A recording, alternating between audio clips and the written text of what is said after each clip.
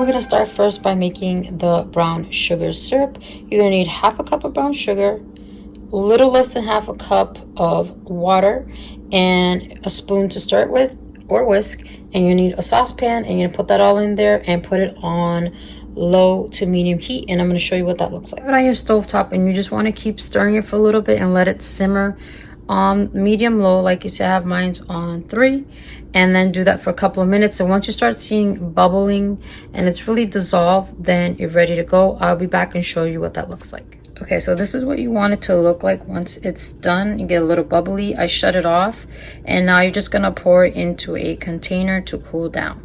Next step, get a shaker, fill it with ice. Get your brown sugar mix that we made earlier. This is how much comes from half a cup. Get your blonde roast. You can get this one from Starbucks. Use whatever coffee you have, but this is typically what they use when they make it in the store.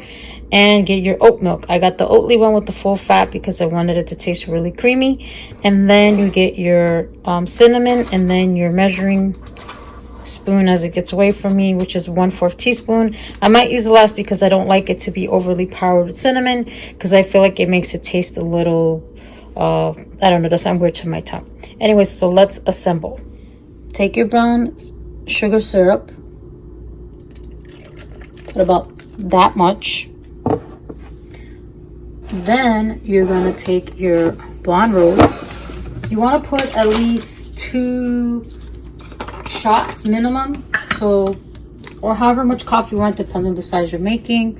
So I'm gonna fill mine to at least the 200 mark, well, almost 300 mark. 1/4 the cinnamon. That's too much cinnamon for me, so I'm gonna put half of that. I'm gonna put about that much cinnamon in the drink.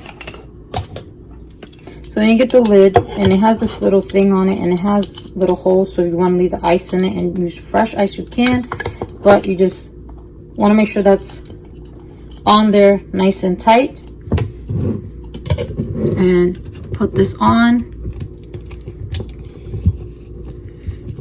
Make sure your lid is on nice and tight when you shake it, because you don't want to get everywhere. If the lid is on really tight, just shake it.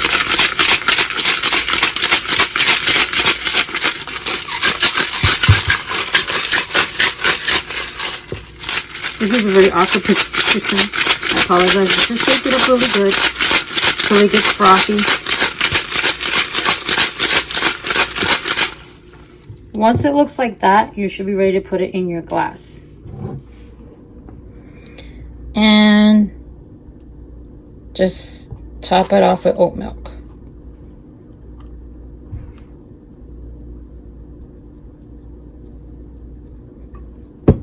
So there you have it, guys. That is my recipe on how to do the brown sugar oat milk shaken espresso drink from Starbucks. I hope you enjoyed it, and let me know how that worked out for you. Have a great day. Bye.